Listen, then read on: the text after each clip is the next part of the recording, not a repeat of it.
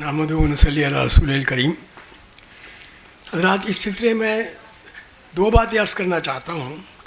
ایک تو یہ کہ آج کل سوشل میڈیا پہ ہم روز دیکھتے ہیں کہ لنچنگ ہوئی، کسی ایک آدمی کو پکڑا، اسے مارا، اور جو لوگ مار رہے ہیں وہ اس کا باقاعدہ ویڈیو بنا کے اور اس کو شائع کرتے ہیں، اور بدقسمتی سے ہم لوگ ان کا کام خود بڑھاتے ہیں، ہم بھی اسے باقاعدہ فارورڈ کرتے ہیں۔ اس سے ہمیں سمجھنے کی ضرورت یہ ہے کہ جو کچھ مظالم آج ہو رہے ہیں وہ کوئی نئے نہیں ہیں۔ میں میرٹھ کا رہنے والا ہوں۔ ہاشم پورے کا واقعہ میرے خیال میں ایسا شاید دنیا میں کہیں ہوا ہو، ہندوستان میں تو شاید کبھی نہیں ہوا، کہ آپ نے دن کے اجالے میں کچھ لوگوں کو گرفتار کیا، اس میں سے نوجوانوں کو پکڑا، اور پکڑنے کے بعد نہ انہیں جیل لے گئے، نہ انہیں عدالت میں لے گئے، اور گولی مار کے، اور کسی گاؤں دیہات میں نہیں، یہیں مراد نگر کی نہر پہ جا کے ڈال دیا ان کو۔ تو یہ سب کچھ ہو چکا ہے میرٹھ کے اندر۔ مراد آباد کے اندر فائرنگ ہوئی، عیدگاہ میں 500 آدمی مار دیے گئے، عیدگاہ میں ہوا۔ نیلی میں فساد ہوا، آسام میں ہزاروں آدمی مار دیے گئے۔ تو بہرحال لیکن ایک خاص بات ہم دیکھتے ہیں کہ ان تمام فسادات کے بعد لوگوں میں ڈر اور خوف نہیں تھا۔ مطلب فساد ہوتے تھے، ختم ہو جاتے تھے، لیکن لوگوں میں ڈر اور خوف نہیں تھا۔ اگر آج دیکھا جائے تو جو ایک فساد میں آدمی مرے تھے، شہید کیے گئے تھے، اتنے بھی آدمی اتنے سالوں میں نہیں مرے، لیکن جو ڈر اور خوف کا ماحول ہے اس کی اصل وجہ یہ ہے کہ ایک آدمی کو پکڑا، داڑھی والے کو، میوات کے اندر اسے مارا، اس کا ویڈیو بنایا، اور اس کے بعد اب ہم لوگ کہتے ہیں صاحب سارے داڑھی والے جو ہیں وہ مارے جا رہے ہیں۔ ایسی بات نہیں ہے۔ اب وہ کیوں کر رہے ہیں؟ تاکہ ان کی پالیسی یہی ہے کہ مارو کم، گالی زیادہ دو، ڈر اور خوف میں مبتلا کرو۔ تو پوری قوم کو ڈر اور خوف میں مبتلا کرنے کی سازش چل رہی ہے، اور ہم جب اس کو فارورڈ کرتے ہیں میسج کو، تو ہم ان کے وہ چاہتے یہی ہیں، اور ہم اس کو کرنے کے بعد اور ڈر میں خوف مبتلا ہو رہے ہیں لوگ کے صاحب اب اس ملک کے اندر کیا ہوگا۔ مجھے پکا یقین ہے 20-25 کروڑ آدمیوں کو نہ کوئی مار سکتا ہے، نہ نکالے جا سکتے ہیں، نہ ان کو کوئی مذہب تبدیل کیا جا سکتا ہے۔ ایک تو پہلی بات تو یہ کہ ہم ڈر اور خوف اپنے دماغ سے نکال دیں کہ ڈیموکریسی کتنی خراب صحیح، لیکن بہرحال کچھ نہ کچھ ایوینیوز ہیں، اگر ہم ان کو صحیح طریقے سے استعمال کریں تو پہلی چیز تو یہ ہے کہ ہم اس ڈر خوف کو نکالیں اپنے دماغ سے، اور خاص طور سے اس قسم کے جو میسیجز آتے ہیں ان کو ہم فارورڈ نہ کریں۔ جب ہم فارورڈ کرتے ہیں تو جو وہ چاہتے ہیں وہی ہم کر رہے ہیں۔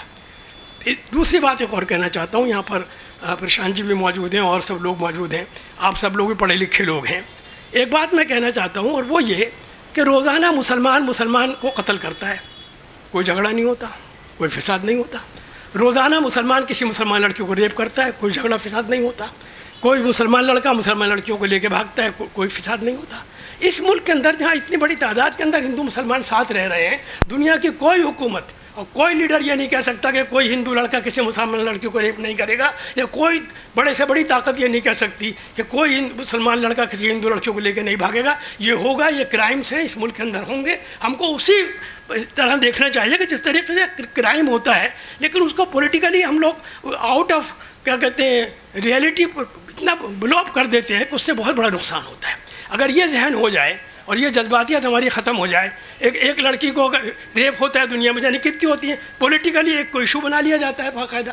تو جب تک ہم لوگ یہ نہیں سوچیں گے کہ اتنے بڑے ملک کے اندر جب ہم ساتھ رہ رہے ہیں اس طرح کے کرائمس ہوں گے، ان کو کسی ایک شخص کی غلطی کو پوری قوم کی غلطی نہیں سمجھنا چاہیے۔ اس میں ہندو اور مسلمان جتنے لیڈرشپ ہے اس کی ذمہ داری ہوتی ہے کہ وہ یہ سمجھیں کہ جو اس طرح کے کرائمس ہوتے ہیں، ایک اتنی بڑی سوسائٹی کے اندر لوگ رہیں گے تو ظاہر بات ہے کہ اس کے اندر ہندو مسلمان بھی ہوں گے اور کرمنلز بھی ہوں گے، اور ویسے بھی ہوتی ہیں تمام۔ اب یہ شادی کا لو جہاد کا معاملہ ہے، کتنی ہندو لڑکیوں نے شادی کر رکھی ہے مسلمانوں سے، مسلمانوں نے ہندوؤں سے، یہ گھر واپسی وغیرہ سب بکواس چیز ہے۔ اس کس کی گھر واپسی کرائیں گے؟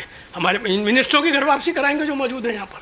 تو بہرحال میں زیادہ بات نہ کہہ کے صرف ایک تو کہتا ہوں کہ ہمیں ڈر اور خوف نکال دینا چاہیے، اس لیے کہ قرآن مجید میں کئی جگہ آتا ہے کہ اللہ سے ڈرو، غیر اللہ سے ڈرنا نہیں ہے۔ اور یہ سمجھنا کہ اس ملک کا کیا ہوگا، ہمارے لوگ کہنے لگے بچوں کو باہر بھیج دو، اب یہاں کچھ نہیں رکھا، ایسی بات نہیں ہے۔ اتنی بڑی قوم کو ہمیں اگر خود اعتمادی ہوگی اور اللہ کی مدد انشاءاللہ تعالیٰ آئے گی، اور جو اس ملک کے اندر انصاف پسند لوگ ہیں ہمیشہ رہیں دنیا کے اندر، تو ان کا ساتھ لے کر اگر ہم لوگ ساتھ چلیں گے تو مجھے امید ہے کہ انشاءاللہ تعالیٰ اس ملک کا مستقبل بھی روشن ہوگا، اور یہ ایک اندھیری رات ہے وہ ختم ہو جائے گی۔ اور انشاءاللہ تعالیٰ بہرحال ہم لوگوں کا یہ عقیدہ ہے کہ اگر ظلم بڑھتا ہے تو ختم ہو جاتا ہے، اور انشاءاللہ یہاں پر مظلوم جو لوگ ہیں ان کو انصاف ملے گا، اور ہم لوگوں کو اس کے اندر آواز اٹھانی چاہیے اور عملی جد و جہد بھی کرنی چاہیے۔ بہت بہت شکریہ۔